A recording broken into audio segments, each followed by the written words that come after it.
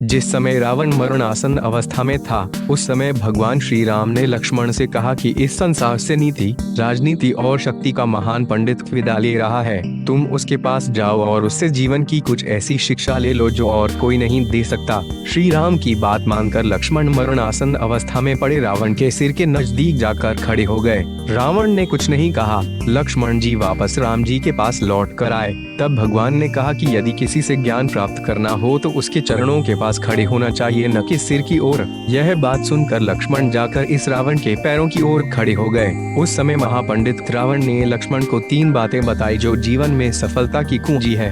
एक पहली बात जो रावण ने लक्ष्मण को बताई वह ये थी कि शुभ कार्य जितनी जल्दी होकर डालना और अशुभ को जितना टाल सकते हो टाल देना चाहिए, यानी शुभस्य शीघ्रम।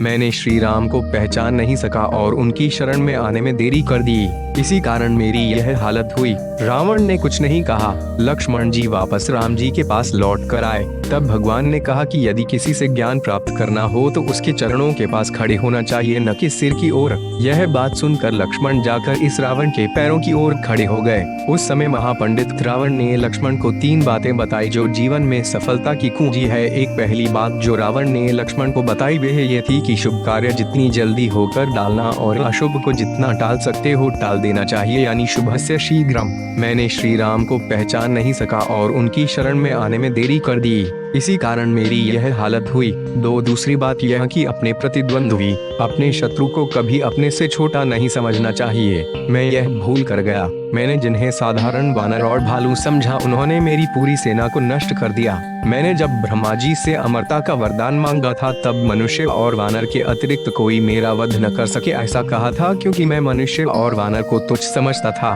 मेरी गलती हुई। 3 रावण ने लक्ष्मण को तीसरी और अंतिम बात ये बताई कि अपने जीवन का कोई राज हो तो उसे किसी को भी नहीं बताना चाहिए। यहाँ भी मैं चूक गया, क्योंकि विभीषण मेरी मृत्यु का राज जानता था। ये मेरे जीवन की सबसे बड़ी गलती थी।